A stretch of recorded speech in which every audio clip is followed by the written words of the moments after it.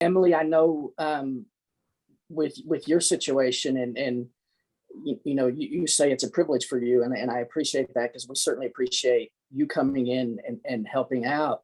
But I'm sure you see things in the couple hours on Wednesdays when you come in and get to volunteer and help with some arts and crafts and things. And anything you'd like to touch on there? Well, I was just thinking what an audience of friends that each person has, as when her mother would go in, not only does the staff show interest in what they choose to bring in and share, but their new friends do too. And I know there was a gentleman a year or so ago who was bringing in scrapbooks of his past that didn't really mean a lot to me, and I couldn't really understand some of what was in there. But just sitting there listening to him and hearing him tell his stories was important to him. And there's a gentleman right now, he's a veteran, and I've known him for a while, and his thing right now is wearing cowboy hats. And it's gotten the whole room to watching some of John Wayne Westerns. And I can't think of anything else specific, because there are little tiny moments that are just funny and just wonderful. One day we had some time before lunch, and they had some like flashcards and had questions on it, and there were different things. And somebody asked, well, what's your favorite book to read? And a gentleman said the Bible. And as I was going through some stuff here at home, I found this book on the 12 disciples that was my grandmother's. And I looked through it and I remembered him. So I took it to him the next week and I explained to him why I was giving it to him, because his line is, I don't think he remembers my name. He goes, you haven't changed your name since I last saw you, have you? And I thought that was cute.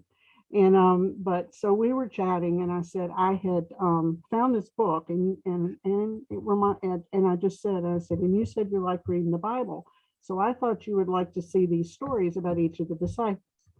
And he goes, oh yes, thank you, thank you. He later told me that in his younger days he was part, and I'm assuming it was like a church play or something, and he played one of the disciples.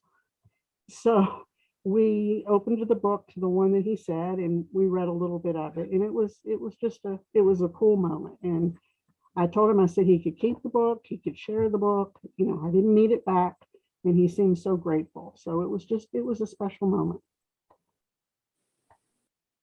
Absolutely. And I know we've touched base a little bit on volunteering and helping out at events and fundraising, and want to go back to a very important point that Jackie made when she was sharing, in that, and it's a cross that we bear, is that, and we understand we are not important until we're important.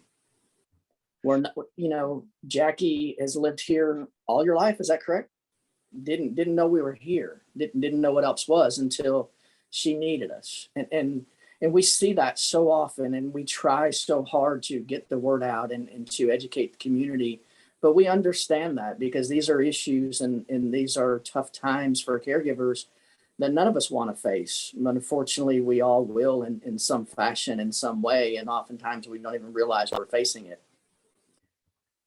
So we do understand that, and we try our best to connect with folks and help them to understand that we are here for them. We do have an amazing day program for our clients and for our folks. And that's truly what we do. But who we are is we are truly here, and the mission was established to support those family caregivers.